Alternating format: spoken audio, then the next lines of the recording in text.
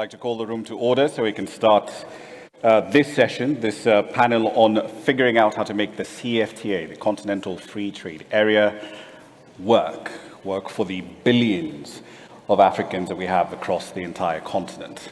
We'll try and keep a short, concise, engaging conversation for you over the next hour and a bit. We'll try and stick to the timelines here. It's the afternoon. I know we're looking forward to the gala dinner later on in the day. Maybe a gin and tonic, hopefully produced with content from here. So we'll try and keep this as concise as possible for you. My name is Ramanyang. I'm a business journalist with China Global Television Network based out of Nairobi. We do cover the entire African continent. Occasionally, however, you might see my byline on a story on Bloomberg as well. So if you see me in those two locations, please don't get confused. Like many other Africans, I hold two jobs at the same time. We try and maximize our productivity, right? Right. To get our conversation started, I'd like to bring up Acha Leke. He is from McKinsey. He's running the Africa unit. He's going to set the stage for the issues we're going to be discussing in great detail over the next hour. Acha, over to you.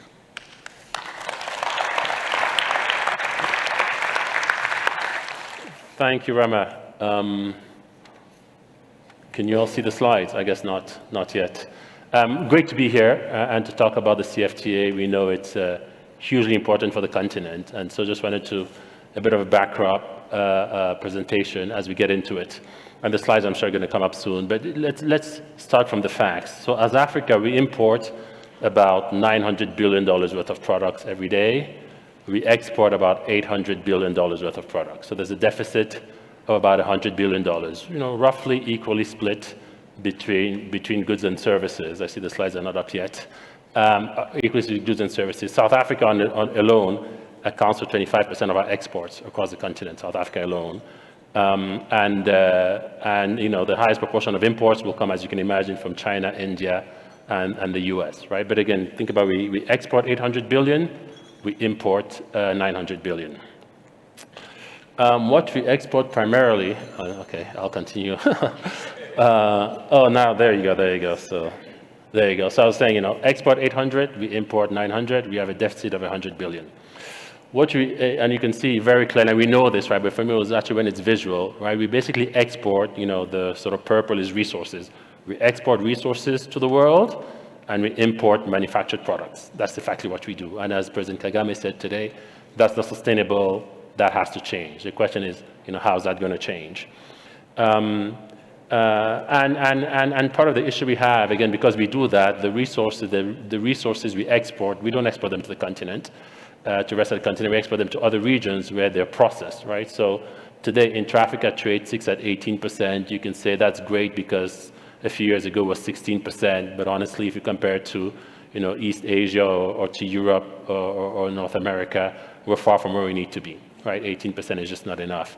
Hence, as we know, we then set up the CFTA to accelerate our intra-Africa trade. The good news is all countries have signed it. 47 have ratified it, right? So hopefully the others will.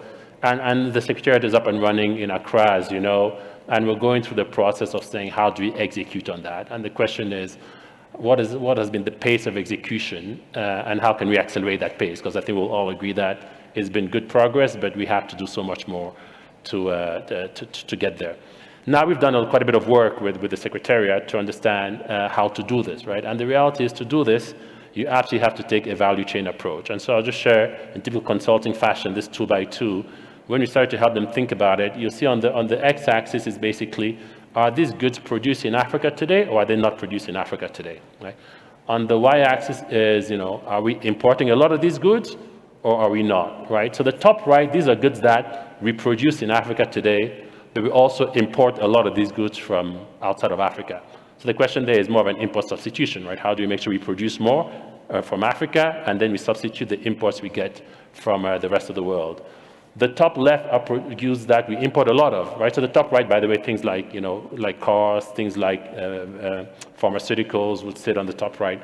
Top left are goods where we don't produce today. We produce very little, but we import a ton. Think about the mobile phone, right? Most of our mobile phones, and you know how many we sell on the continent every year, are imported, Why can't we produce mobile phones on the continent to serve the continent? We have some Chinese companies that all their business is really about producing mobile phones out in China and selling into the continent. How do we replace that?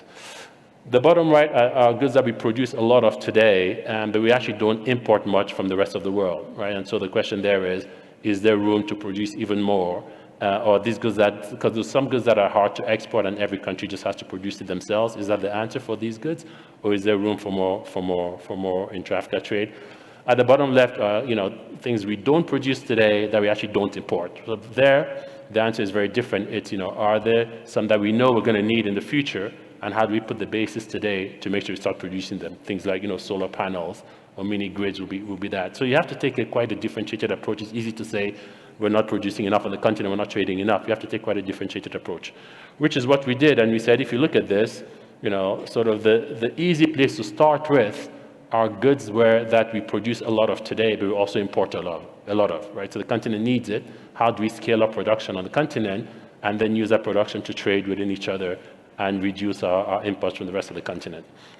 We did these. We looked at a number of value chains with our friends at CFT. I'm just going to give you the examples of four. The red number is how much of that good is produced in one country and consumed in that country. So 14% of automotives, this is basically Nigeria and South Africa, where we make cars there and then we sell them in that country, right? The blue is basically how much of that good is imported from the rest of the world, and the yellow is how much of it is imported from Africa. That's intra-Africa trade. So you look at cars, right? 14% of our cars are produced locally, but we sell them in country. But 85% of our cars are imported from the rest of the world, and we trade very little with each other.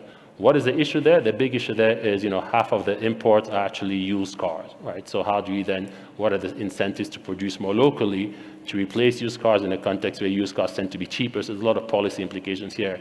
But again, the automotive value chain, there's big issues around thinking about used cars and thinking about what does that mean for policies. And what does that mean for transport of these cars? If you produce them in one country, we're not going to produce cars everywhere, right? But if you produce them in one hub, how do you then transport them around the rest of the continent to sell them? So that's the challenge on automotive. If you take at fish, fish is interesting. 78% of our fish is basically, grown in country and consumed in country. About 16% we import typically from Asia, by the way, and then 6% is traded across Africa. And the issue there with the trade is actually it's more of a production to produce fish. The biggest input is the feed, and feed tends to be expensive. So we looked at this value chain. If you want to really aggressively scale up intra-Africa trade of fish, you have to go all the way back to the feed. How do you reduce the feed cost for the fish so you can produce more and then you can trade more? Again, a different challenge to the value chain. We looked at meat. 90% of our meat, is grown in one country, reared in one country, and in that country we then consume in that country. About 9% is imported for the rest of the world, and there's a small sort of 1% that's imported that we trade across Africa. Again, here it's more about harmonization of standards. So that's more about how do we harmonize standards across all of our countries so it's easier to export beef from one to the other. And look at pharmaceuticals. 36% we produce locally. We still import 61% of our pharmaceuticals, 61%. And then we only trade about 3% of our pharmaceuticals. Again, the issue in this value chain is more around markets at scale. It's hard to do this in every single market. So how do you build, and you need a minimum scale of these manufacturing plants to make it viable. How do you then produce that scale? And how do you get, I always say, regional integration and regional strategy. So in West Africa, you shouldn't get Senegal and Ghana and Cote d'Ivoire competing to produce the same pharmaceutical product. How do we align better our focus areas through regional strategies? So all this to say the difference, you really need to take a value chain approach and go quite granular to understand what is the constraint to the trade within that value chain. What do we need to do to debottleneck that? And then how do you start to do that across the continent? I'll give you one example of an initiative that is doing just that across Africa, and then I'll close with some ideas. So we've been very involved in the partnership for African vaccine manufacture. We all know that we had big issues during COVID, right? Where even here, the president always talks about how, wanted to get vaccines. He actually paid the Serum Institute $6 million to buy COVID vaccines, and then the next day, India locked the borders, right? So he couldn't get the vaccines for Rwanda. And so on the back of that, our governments and our leaders said, look, we can't have this happen again. The reality is 25% of all vaccines in the world are administered in Africa because, as we saw this morning, we have a young population. We only manufacture less than 1%, right? We said, look, what should be the target? And we did all the analysis, and we said the target is now 60%. We want 60% of our vaccines to be manufactured on the continent. So how do you go about it? And so we spent a lot of time with Africa CDC and our friends at the AU to come up with this program. It's called the Partnership for African Vaccine Manufacturing. There's a framework for action. All the ecosystem of players are involved. And there are a number of issues, right? So market design, how do you make sure there's a market for these? When people come and set up a plant here to produce yellow fever vaccines, as they're doing in Senegal, how do you make sure there's a demand for it? By the way, how do you make sure that our governments, if you start producing these, they don't say, oh, well, that's nice and good, I'm going to buy the yellow fever vaccine produced somewhere else, but not the African one, right? And sometimes if you produce these vaccines, actually the biggest buyer of these vaccines is Gavi, right? How do you make sure Gavi buys these vaccines from us? Even though at the beginning, because we don't have the right scale, they may be slightly more expensive than what they would have bought from in India, primarily, which is where they buy, right? What's the process to get there? You have the finance, right? How we have some financiers here. How do you make sure these plans get financed? And I know IFC Mactar talked about that earlier this morning, about how he's working with the Rwandan government to really build a life science park here and help finance these plans. You have the technology transfer. How do you make sure that you get the IP here, right? And the technology doesn't always sit somewhere else, and we only here do fill and finish, right?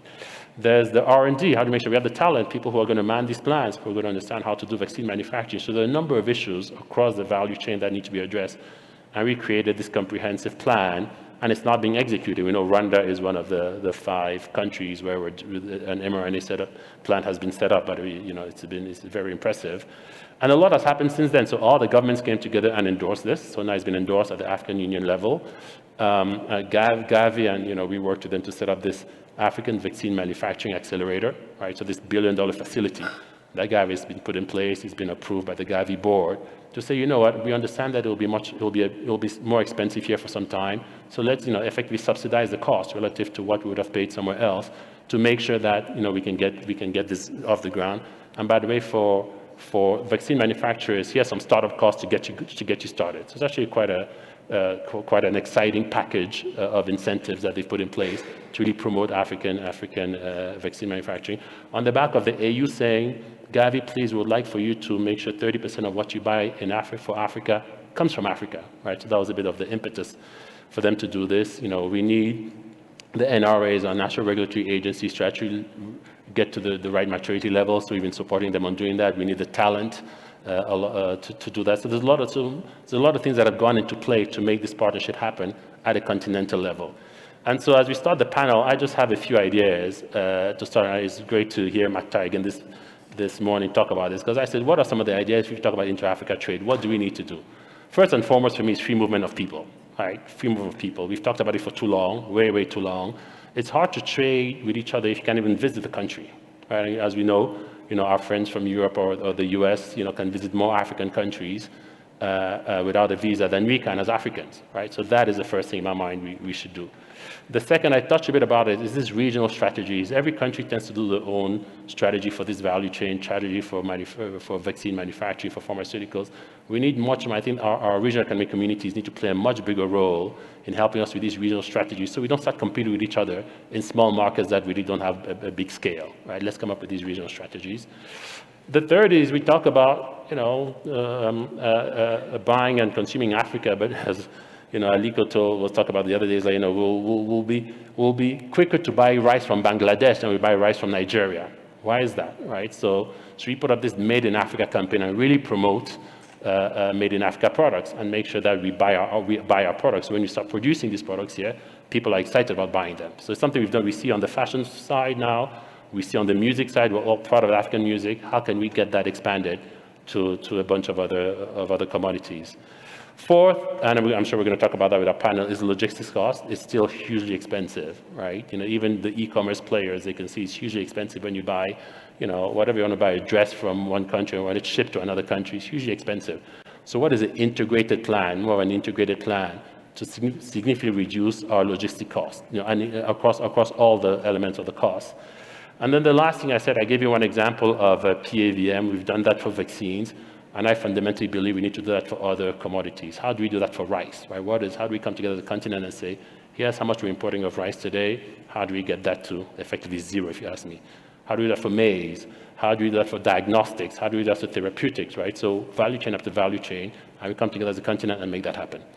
So some thoughts for the panel. Hope this has been helpful, and I'll hand over to the moderator. Thank you very much.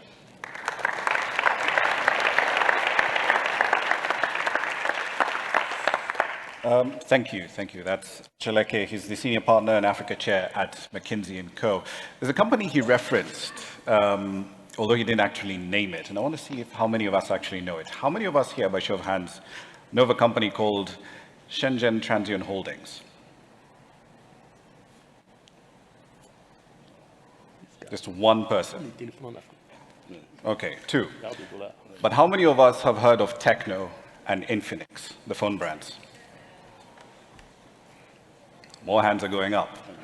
2022 revenue was around $8.6 billion. So in terms of opportunity, right, people across Africa actually trading, paying for specific goods with their money, there's an opportunity. And here's a fun fact. When we did a story, this was about last year, trying to actually ask individuals in China, have you ever heard of Transient Holdings?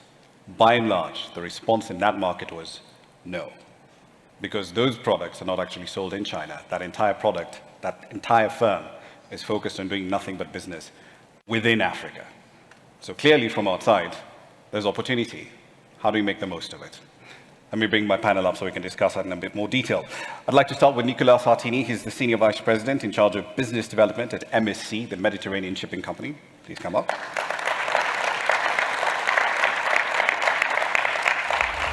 Also on the panel, Carl Lorenz, Area Managing Director for East Africa at Maersk. Joining us from the Middle East, Mohammed Ali Rashid Luta, the President and CEO of Dubai Chambers.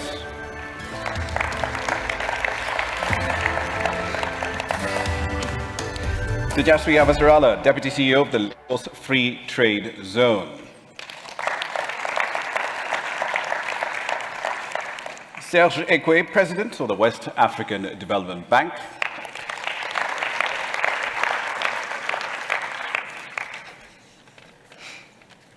And Kanayo Awani, the Executive Vice President of the AfCFTA Bank and the Managing Director for their Intra-African Trade Bank. Please. No, we would never forget you. No, we absolutely would not. But Kanayo, I'd like to start with you on this conversation, because to get to all the things that Acha pointed to here, right? We need a Made in Africa campaign. Obviously, we need products that are made within the continent. We need to essentially build out, right, the next Pan-African vaccine manufacturing system. Obviously, all of these things will need a fair bit of money. But when it comes to trade finance, we talk about this massive gap on the order of at least $80, $90 billion a year. Why does it still exist, and how can we solve it?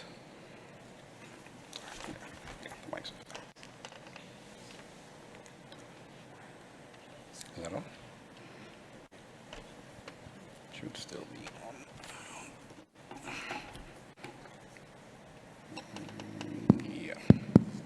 Yeah, that's on now.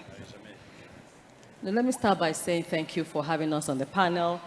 And decisive decade for intra-African trade. Can the AfCFTA deliver? Yeah. In our bank, AfCFTA Bank, we think it must deliver. Because we just talked about sustainability, that we can't keep doing the same things and exporting. Leke just talked about exporting resources in their raw form, sometimes they're not even raw materials, and then importing manufactured goods. To deal with that, we have to create value chains on the continent. We have to promote intra-African trade, and that's what the AfCFTA is all about, is that you need to ensure that we industrialize and expand those value chains so that we can have a hub and spoke model for most of our processing. Well, in terms of the gap, I think financing is the obvious thing that AfCFTA Bank does. You know, we will finance, but the gap exists because of capital. If we think about all the financial institutions on our continent, I don't even think they size up to one China Exim Bank in terms of their balance sheet. Capital is a key issue. There is this Association of African Multi-Industrial Financial Institutions, AmFI. The AU had made a clarion call for government, central banks to deposit 30% of the resources into these financial institutions. So we bring some of our reserves out of wherever they're held, outside the continent, and deposit them in there. Exactly. We have to also make sure in doing that, we also have to make sure that financing for us, it helps to make it affordable. There was an earlier conversation at the plenary where the issues of having our resources set in overseas, in reserve banks, in our banks abroad, in central banks abroad, and then we go and then borrow from those institutions at higher costs. So there are a couple of issues. There are issues of capacitizing, our banks, especially the multilateral development financial institutions. There's that issue. There's the issue of bringing our resources back and ensuring that we have access to those resources that are in various banks abroad, and we can use them to on-lend. Well, and in AfCFTA, if I may, for us, it's not just about financing. I know you talk about financing, but the bigger issue in intra-African trade may not necessarily be the financing and the gap. Okay, elaborate, because I'm going to go to Serge after this. Should I go ahead? Yes, please. It's the facilitation. It's the bottlenecks that are inhibiting the trade. Is the financing is the problem, but there's the issue of lack of access to market information. There's the issue of cost of foreign exchange, the informality of trade, the infrastructure. They're very obvious, they're obvious ones. And that's why I'm hoping I'll have a round to talk about things like what we're doing in that space to enable intra-African trade, to support the implementation of the AfCFTA. Programs are digital solutions like PAPPS, Trader, even what we're doing in transit, to ensure that goods can move across corridors on a single technology-enabled bond. A couple of things that we're doing, because it's not just about financing. Financing becomes one of the issues, but there are many more. Right. And I'm sure we'll get to the PAPPS conversation with a bit of interest from TJ later. But Serge, that question around what do we know about our customer? What do we know about this person who's coming over to the bank and saying, I need a letter of credit for X, Y, Z? KYC requirements, because there's this interesting paradox. Bankers will say, I don't know something about this person who wants to import mobile phones, for the sake of argument, from China. Yet this is a continent where, as we heard a little earlier from the CEO of Orange, 70% of people have access to a 4G signal, 90% with 3G coverage. We've got mobile wallets scattered all over the continent. So how do we square that circle? On one hand, there's a KYC problem on the bank side, but on the other hand, we have access to some data about our clients. Is that working? I think the switch is right at the bottom.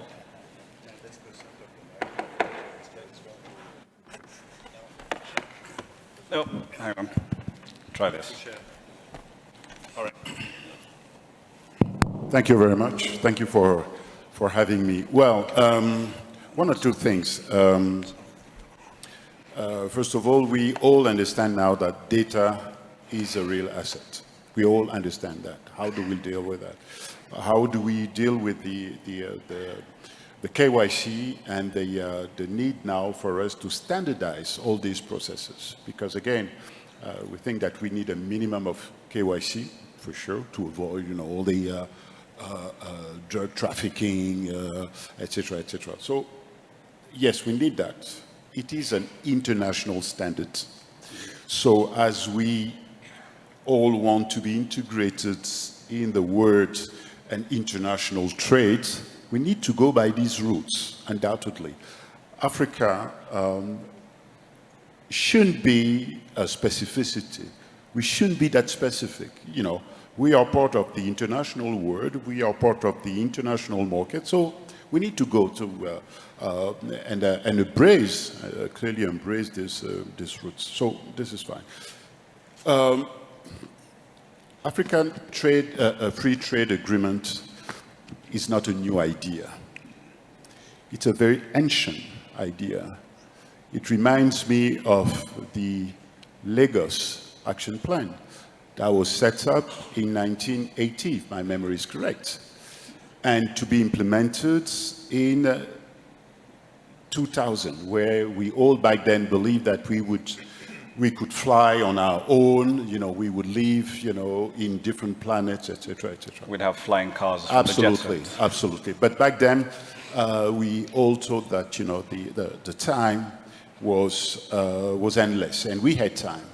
Today, we don't have time. We have to accelerate the pace of our development. I said accelerate, which means that we have to speed up, and then the derivative of the speed is acceleration. For those who are engineers here, it's an acceleration. This is what we need. And the productivity of all of us has increased a lot, a lot. We are able today to do 2-3 things in a row. Today I can even say that we can chew and walk at the same time. All right? So the need for this African trade agreement, free movement of people, free movement of capital, these are the real needs. For example, today we still, when we try to trade between one region to another, very complicated, very complicated. AfCFTA has done a tremendous job so as to facilitate the currency hedging, all right? But even in our region, West Africa, when some of our clients like to move from one region to another, from West Africa to Central Africa, we're supposed to have the same currency, but it's not the same currency, absolutely not. But that does not prevent us from working together. How do we do that? Simple example. We are very close to the Development Bank of the Central Africa, my brothers of Central Africa. We cooperate a lot because we have understood that we have to waive all these barriers between our two regions. So how do we do that? We cooperate, we exchange liquidity, we share projects, etc. These are not, these kind of things are not written in any rules, nowhere. But as we pragmatic leaders, we believe that we have to go beyond this barrier. As a matter of fact, when you look at the policy of the AU today, AU relies on regional unions, right? So it literally means that within our region, ECOWAS, YMU, etc., we need to waive and lift the barriers that prevent us from doing the trade we should do. Is standardization the ideal way of getting that done, especially at regional levels? Have the same, for example, for the sake of argument, same customs forms, same customs treatment in ECOWAS, same customs treatment in SADC, in EAC, because that way then, if Nicolas and Carl's firms are moving goods around the continent, they're not having to deal with, they know exactly what the rules are. They're the same across the board. Absolutely. That is the objective. But today, we have to recognize and admit that it's easier for our clients to deal between Shenzhen and Lagos or Shenzhen and Lomé than dealing between Lomé and Addis Ababa. This still remains. So we have to work on that, for sure. But the way the banking system is working, and I can tell you, we are setting up alliances on a pragmatical base. It's a real pragmatical approach between AfCFTA, TDB, BIDC, BOAD, who else, BADEA, etc., etc. We are setting up a kind of an alliance, but it's a pragmatic alliance. It's written nowhere that we have to go this way. Right. To pick up on that transportation question and the ease of movement, Morocco hosted the meetings of the World Bank and the IMF last October. For those of us who are in East Africa or in Southern Africa, to get there, we had to connect through France. So transportation investment is clearly a key bottleneck that we need to fix. And I want to come to you, Nicolas, on this specific question. Given the size of MSC, what are the transport links that you see that need the most urgent investment if we're to make this continental free trade area work? There are numbers of bottlenecks on the continent, but I also want to be positive. There are a lot of things happening. I want to bounce on some of the figures we saw in the presentation of Acha, which was very clear and very interesting. And just to give some perspective, We saw that today there is about 18% of the trade in Africa which remains in Africa compared to 71% in Europe, 55% in Asia. Just to give you some element of volumes, the intra-Asia trade, this is 50 million containers which are exchanged, 50 million TEUs.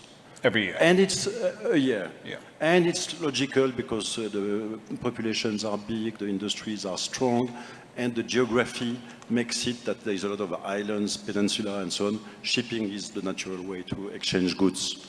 Intra-Europe, of course, there is a lot of cargo moving by trucks because continental Europe is more compact, is 5 million TEUs. And so 10 times less than intra-Asia.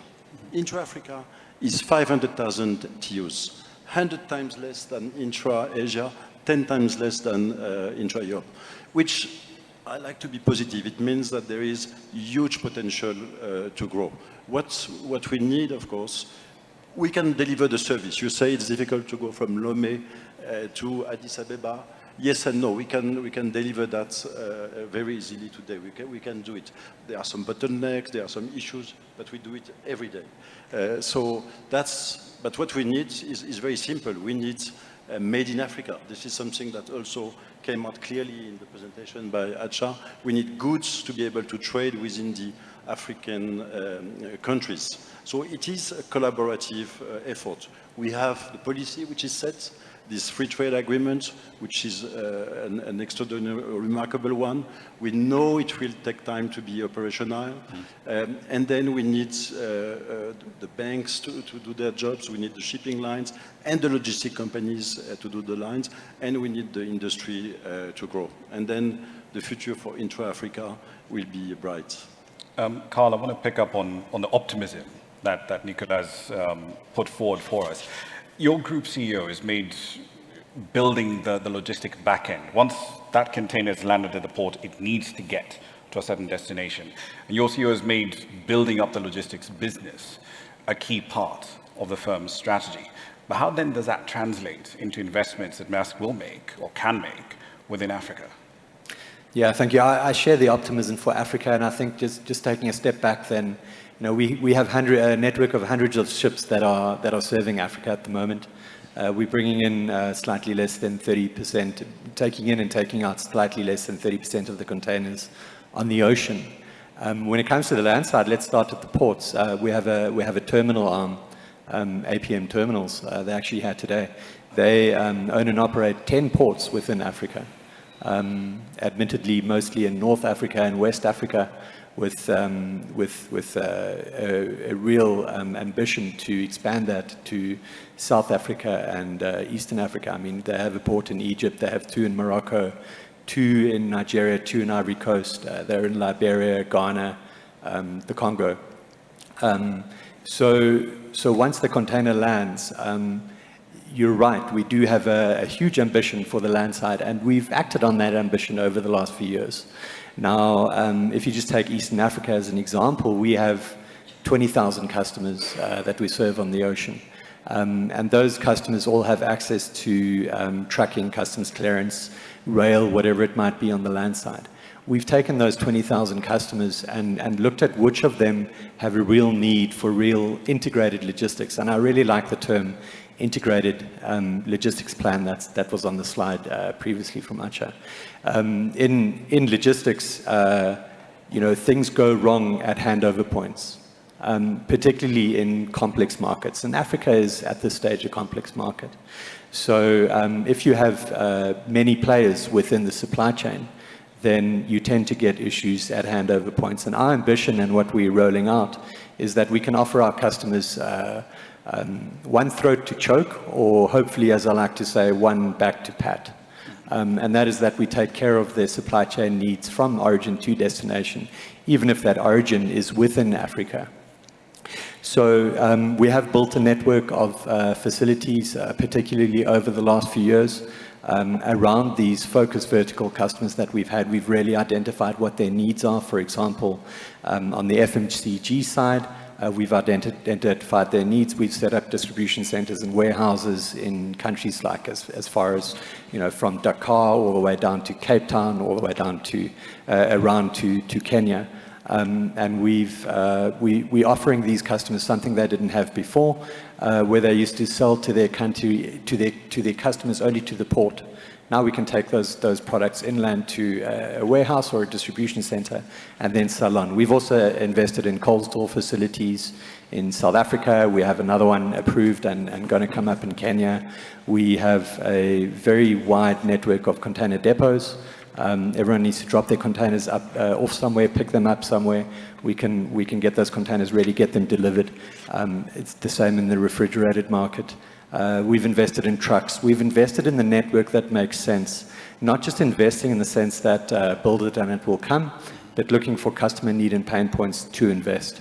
So we're making progress on that. And that is the game plan for the future as well. I want to come to the external perspective, right, from Dubai and also from the Lagos Free Trade Zone perspective. Mohammed, Dubai has become this interesting hub for commerce. Not just in terms of transportation, a lot of capital is being sourced from there. We've got a lot of Dubai companies coming in and investing in infrastructure. DP World, for example, setting up in Tanzania, Djibouti as well. From where you stand with the companies that are members of Dubai Chambers, has the CFTA worked for them? Are they seeing a material difference ever since it came into effect? Well, I'll start by mentioning information about investment that Dubai company made in Africa. In the last 5 years, the investment reached around 48 billion US dollar, creating 35,000 jobs. DP World was an excellent example, managing more than 20 ports here. I think the way we look at Africa as a partner, and we always believe that it should be a win-win situation, medium to long term. And this is the best way to deal with the obstacles that my colleague panelist mentioned here.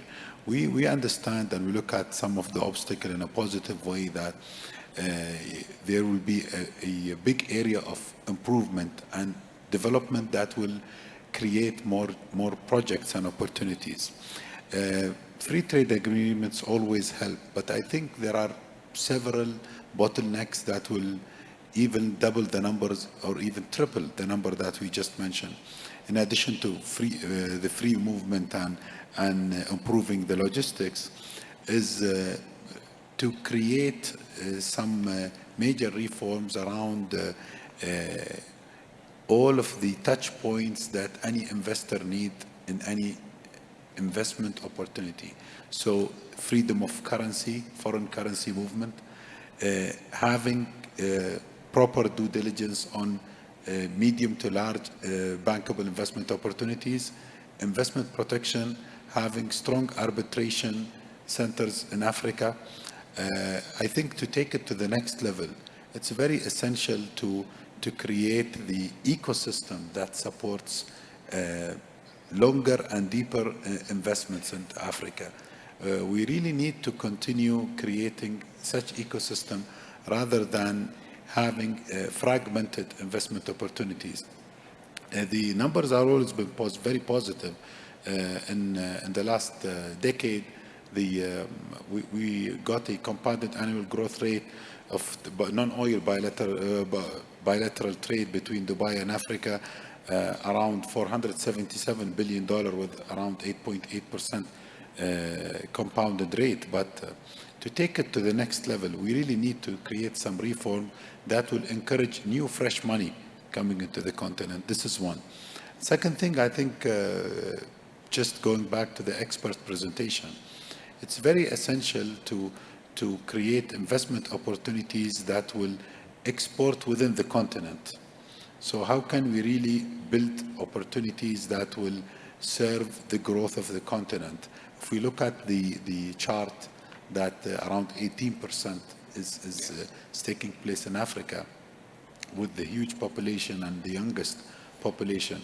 So what do we really need more? And I think in addition to the freedom of movement and definitely the development of logistics, we really need to have a very solid international standard arbitration center that will serve along with the CFTA that will give the large investor the assurance that their investment, regardless any change of any regime or any policies, is protected. So Dubai is essentially positioning itself to be that launchpad into Africa. Currently, yes, and we've been connecting a lot of African businesses into other regions and using Dubai as a platform for their growth out of Africa.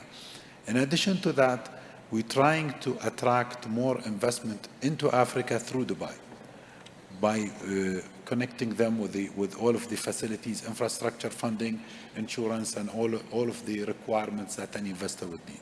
Well, perhaps Serge and Kanayo might end up, raising capital at some point for Sexim Bank and BOD within the Dubai markets. But TJ, I want to come to you. Reading up on the Lagos Free Trade Zone was interesting. It seems, describing it as a labor of love would probably be a bit of an understatement. Set up in the country since 2002, expanded twice. I believe you target now to get to 850 hectares in size. And you've set up in Nigeria despite all of the negative things we could probably list, right, about the macroeconomic environment, currency volatility, inflation is back to levels we last saw in 1996.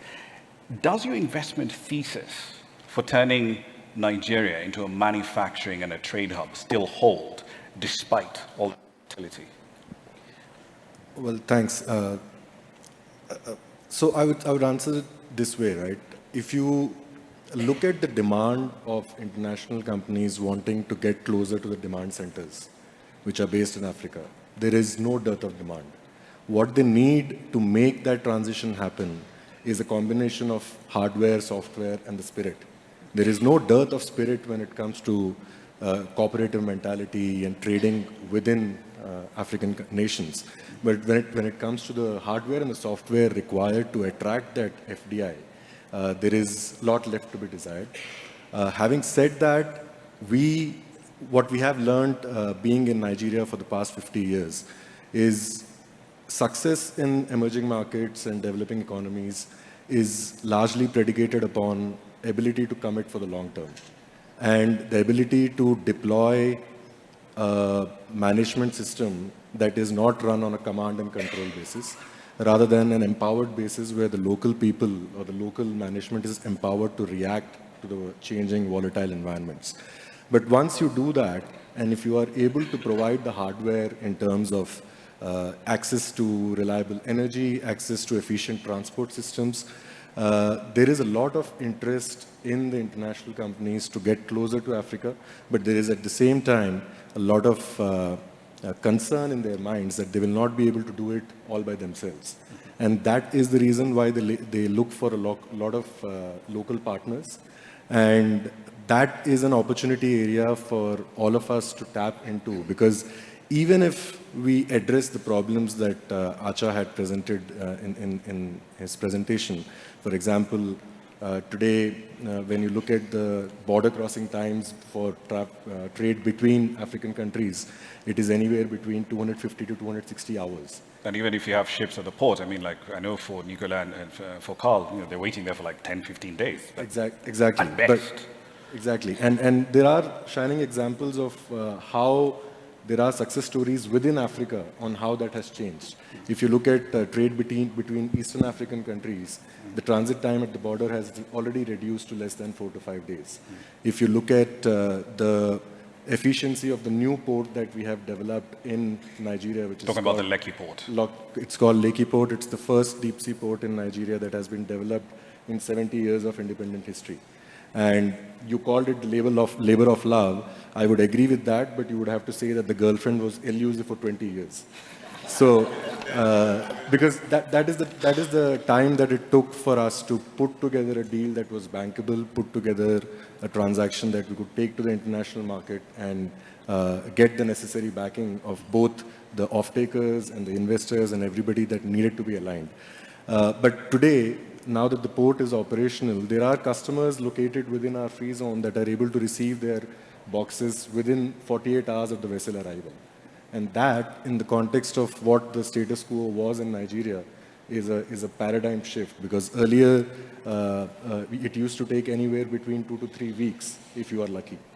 Right. We're getting into the last 10, 15 minutes of this session, so I'd just like to tell our audience, if you've got questions for our panelists, please prepare them now. I'm going to come to you in a bit. But Nicola, I know you wanted to jump in. Yeah, no, I wanted to react. I heard about waiting times in ports, 5-10 days. This is, of course, not something which is doomed to happen. There are solutions. Carl gave his long list of terminals in Africa, so I have to give mine as well. So we operate as a group, you know, MSC group is made of MSC shipping lines, we have the port entities, TIL and AGL, and then we have the landside organization, Medlog, MSC. As in the port side, we have like 25 ports in Africa between the various entities. And I can tell you, we operate, for instance, as MSC, the largest port in West Africa, which is Lomé. Lomé is 2 million TEUs. It's one of the few millionaire ports, if you want, in Africa. And I can tell you there is no 5-10 days waiting time. There is berth on arrival, as we call it. There is efficiency. We have 12 vessels per week which are calling this port and which come and berth on arrival. So it's possible to offer service in Africa. It's possible to offer excellency. And again, talking about the intra-Africa trade, which is the subject of our panel today, we are, as MSC, looking at trade. We follow the cargo, basically. In Africa, if you look at it in terms of intra-Africa, number one is South Africa. Number two, in terms of production, I'm talking goods, I'm not talking oil, I'm not talking... number one is South Africa, logical, industrial country for many years. Number two, Morocco, fast-growing industrial country. Number three, surprisingly, is Tunisia. And number four is Egypt. So what we have done at MSC to follow this trend, to offer solutions to the African traders, importers and exporters, we've set up one service coming from South Africa, going and only staying in intra-Africa, not going to Asia, not going to Europe, going to west coast of Africa, all the way to Lomé, stopping in all the intermediary ports. And we've done the same on the east coast, from South Africa all the way to Mombasa. So to offer African importers and exporters solutions. Another things we've done, again, we follow simply we are here to accompany trade. Egypt is a huge, Madam, you know you are based in Cairo, is a huge exporting country to Africa. So we've established a direct service from Egypt into West Africa to work there again, offer direct solution, fast solutions to facilitate the trade and operationalize the free trade agreement. The conduit around the continent Correct. Exist. Yes, so it's happening today. There are solutions. Any port pair can be offered at any time for our African customers. So there are solutions already in place. Right. I know you wanted to come in on this. No, actually, he's answered the question. I actually wanted to ask Maersk and MSC how they can help solve the problem of maritime logistics. That's what I wanted to ask, because, you know, otherwise, I do know that the cargo is not there in the way, you know, you're giving us the statistics on the containers. I'm sorry, I'm taking over your job. Go for it. But, you know, we can't leave this panel without solutions today. No, we have a challenge, we need to solve it, you know, because I know you follow the cargo. The cargo is a chicken and egg situation. You know, there's no product, you know, but we don't have the transportation. And there are discussions about, do we have an Africa-focused, set up an Africa line? Maybe that's a solution to drive. So I'm glad you talked about it, but, you know, it's solution time, you know. Carl? Yeah, Nicholas touched on the maritime side, the ocean side. You know, we also MSC, Maersk, all our competitors have a lot of vessels coming in and out of Africa, and I think that's what you've seen over the last few decades. Is that if you go back 30 years, being in Africa, you know, once you were in, it was a barrier to entry to anyone else because the ports couldn't really handle anyone else. Now it's become more of a commoditized product with the port examples that we've both brought up.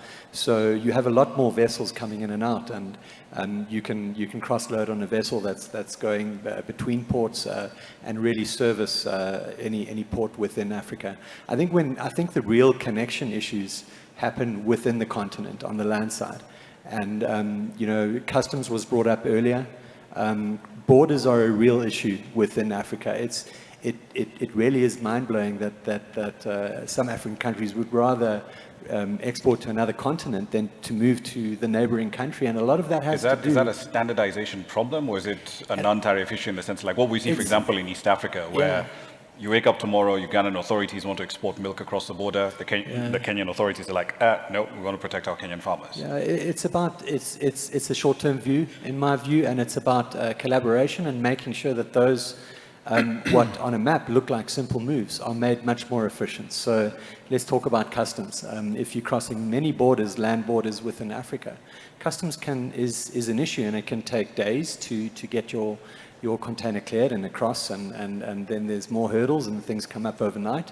That needs to be streamlined, and we need to rely on technology to streamline that. That's just one of the examples of what we can do. So like e-invoicing, for example? Yeah, well, the customs clearance process, right, between two countries. Okay. Special economic zones need to be set up. So we really need to take a longer view as the private and the government sectors and work together to take a longer-term view on saying, how can we really facilitate this trade so we can take that 18% and make it 50%? Okay, 30 seconds each. Nicolas, then I'll come to TJ, then we'll go to the floor. Okay, but we offer the solution. The solutions are there, and we offer them. And the border crossing, again, it's solvable. Let's take two examples. And this morning we heard about the leadership issue. And today, to pass the border, we are in Kigali, to pass the border for a container between Tanzania and Kigali, it takes 30 minutes. To go across the Zambian border, if you want to export a container or shipment of copper from, let's say, Kolwezi to Durban or Dar es Salaam or the other gateways, it takes 10 days to cross the border.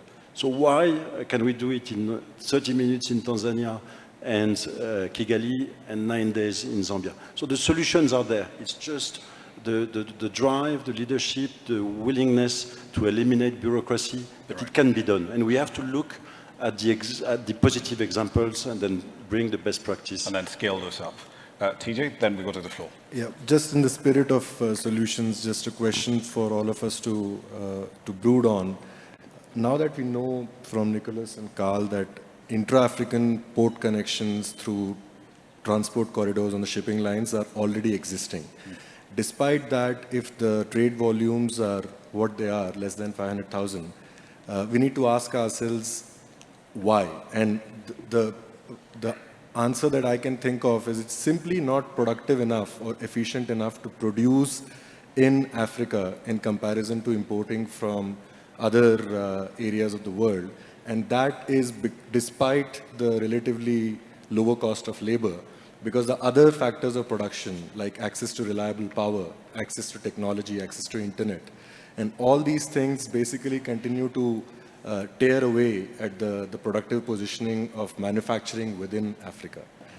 Despite availability of transport corridors, if we can't solve these problems, we will not be able to unlock the potential that we are talking about. I wanted to react. Sure, go for it. That's good. So he's losing his job. I'll send her the invoice in USD later. No, okay, you go ahead. Look, I think we already know those challenges. Infrastructure is a huge one. But you are in the free zone. The reason that it works, industrial parks and special economic zones work. They work in areas where infrastructure is problematic. You know, we can't accept a situation where we'll continue to import because we cannot do anything about it. The reason we're all here on the panel is to do something about it, to set up those industrial parks. I do understand the challenges, and that's why for us at AfCFTA Bank, Industrialization is at the forefront of what we do, and that's why we support value chain expansion. That's why we support industrial parks. You know, we are invested in our RISE IIP because we noticed that they are homegrown industrial parks that can help us solve the problems of industrialization and manufacturing, and to deal with the supply side constraints that we mentioned, so that we could, already the odds are against us. The trade routes are all, wired towards extra-African trade. And it's not just the extra-African trade that is the issue, it's the fact that the extra-African trade in natural resources. Right. Meanwhile, when the shocks happen overseas, we bear the impact. You had the presentation on COVID and the vaccine manufacture. We couldn't even manufacture, so we have to do the manufacturing here. And I'm glad you're already doing something about it. But if that's the case, because to use the Lagos Free Trade Zone as an example, it's a 20-year labor of love, right? But between the AfCFTA Bank and the BOAD, if TJ comes to you and says, look, I need patient 20-year capital, can he get it? Okay, so my answer to that is that between AfCFTA Bank and BOAD, we've done industrial parks in Benin, in Togo. Thank you. I would just add, Madam is going to get our email tomorrow. Serge, if you want to weigh in. Oh, yeah, I mean, 20 years tenure for a trade, yes, of course, we can do that, easy. We have Single set up, digits? yeah. The framework is there. We can even insure it. There's no Okay, issue. perfect. So when you're sending all your pitches to him, please write the checks accordingly. Senior debt, of course, yeah.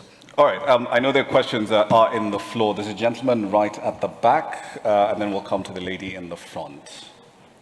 Do you have the mic? Yeah, it's on now. Yes. All right. Very briefly, sir. Yes, very brief. Thank you so much. Thank you for the panelists, and I think the discussions were quite insightful. So for me, my observation generally for AfCFTA is that I think it's a problem of facilitation, and I think we continue to propose technical solutions to problems that have to do with sovereign concerns and implementation capacity. The challenge we are really facing is we get commitments from political leaders, but really the people that have the responsibility to execute these commitments may not have the capacity that these initiatives desire. So I'm of the opinion that in thinking a way forward, we need to stop, most of the solutions around products are long-term. It would take 20 years like the examples we have talked about. You can imagine one free trade zone taking 20 years. You can imagine how many projects we have to execute. So we need to devolve, do we need to devolve powers then to individuals and let them actually make those decisions themselves? No, so my thinking is that let's focus more on the soft side of implementation. Things that we can easily do, the low-hanging fruits, things that don't require investing $20 billion, investing $100 billion.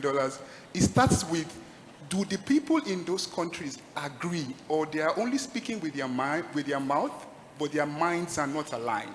So for example, like the examples that were given here today, Kenya wanted to do visa on arrival. It didn't take a year. And some countries have been talking about visa on arrival for 20, 30 years. So I'm thinking, let's focus more on the soft side. The capital issue is there. Okay. We see most of the banks leaving Africa, the foreign banks and all that. So we need to start thinking about those things we can do that are very easy, very simple, and don't require So we grab the low-hanging fruit, make the most of that. Yeah, thank you. All right then. Can we have a mic on the front, please?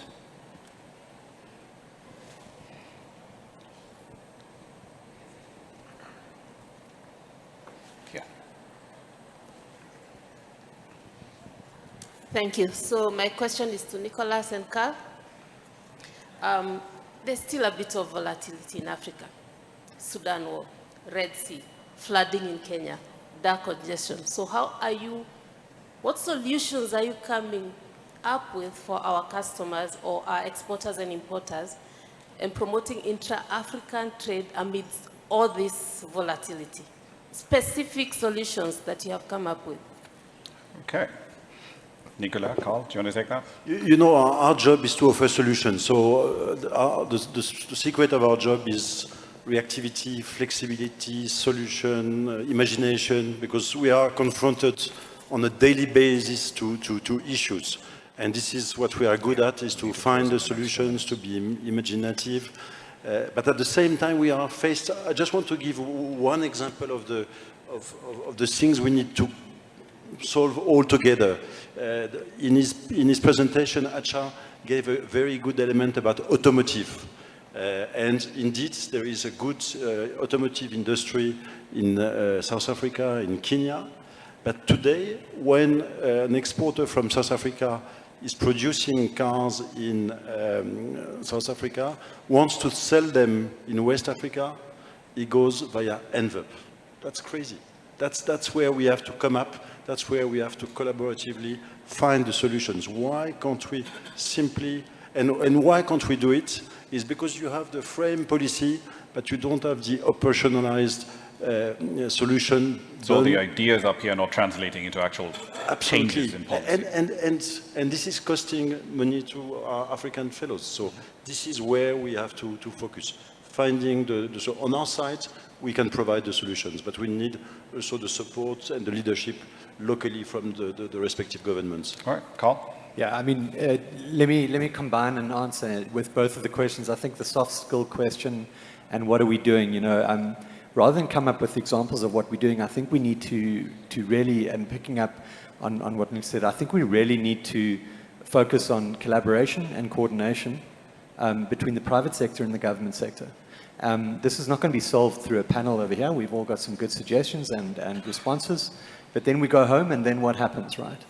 We need to find a way that the private sector and the government sector can collaborate to, like the gentleman in the back there mentioned, take the low-hanging fruits and say, right, for this corridor, how can we make it easier for the African customer, the African exporter and the African importer to export and import from different countries? And what do we need to do? And maybe we need to take a little bit of a long-term look and forego some short-term revenue for a border crossing or a trucking rate or whatever it might be, knowing that we can build a specific sector up. And that takes collaboration between the private sector and the government sector and coordination. And I think we need to set up those forums to be able to authentically drive that forward rather than pointing fingers at each other. Indeed. I don't think I can find a better way to actually wrap up this session on looking for solutions, collaboratively working together. And hopefully, when we meet here in 5 years' time, we'll be having a completely different conversation about building out value chains where I can import a BMW from South Africa and hopefully surplus milk from Kenya and Uganda will be finding its way into markets, perhaps with your clients over Nigeria, TJ. Ladies and gentlemen, that brings our panel to a wrap. A round of applause, please, for our panelists, Nicolas Sartini, Carl Lorenz, Mohamed Ali Rashid Luta, TJ Abasarala, Serge Jekwe, and Kanayo Awani. Thank you very much for your time. Enjoy the rest of your day.